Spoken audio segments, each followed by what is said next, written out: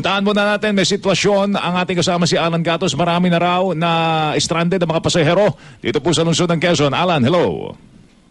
Napakarami na ng mga stranded. Ito yung mga nanggagaling dito sa bahagi ng Mindanao Avenue, galing ng Congressional at galing pa ng EDSA na patungo ng norte. Sa mga oras na to, napakarami na ng mga pampasaherong bus na ngayon ay hindi makadaan dito sa bahagi ng North Luzon Expressway dahil na rin sa napakataas na baha. At itong mismong Mindanao exit na patungo ng North Luzon Expressway, patungo ito ng norte, ay talagang hindi na pinapadaan sa mga oras ito. Katabi ko lamang itong isa sa mga expressway patrol, no? Itong NLEX patrol. Sir, live tayo sa GMA DCBB.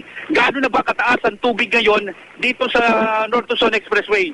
Sir, pasensya na po sa ngayon po, di ko po masasagot yung kung gaano kataas yung eksaktong tubig sa North Luzon Expressway. Pero particular, advice po sa amin, yung northbound ng Valenzuela sa may ilalim ng tulay, napakataas na po ng tubig. So kahit mga bus, hindi na makakadaan dito? Opo, hindi na po makakadaan. Kaya po, in-advise po sa amin na sa pansamantala, isasara po muna yung entry ng NLEX.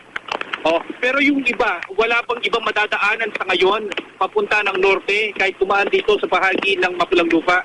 Wala po. Wala yung talaga. Banda po dito sa may Mapulang Lupa, yung mga in-advise kong dumiretso, nagbalikan din, mataas din ang tubig. Opo.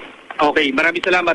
Sa mga oras na to, pinapakiusapan ng pamunuan ng North Luzon Expressway, magay na rin itong mga patrol mobile nila na nakatalaga ngayon. Sinarhan nila, naglagay sila ng mga traffic cone, naglagay sila ng mga barrier dito para nang sa ganon, hinarang na rin mismo nila yung kanilang sakyan para nang sa ganon, hindi na dumiretso yung mga sakyan. Dahil talagang napakadelikado, mataas ang tubig at may kalakasan dito yung pag-agos sa mga oras na to dahil ito'y bahagi na rin nung umaapaw na tubig sa bahagi ng Tulyaan River. Ang yung kapusuan ng Gatos ng GMA Super Radio, DCBB.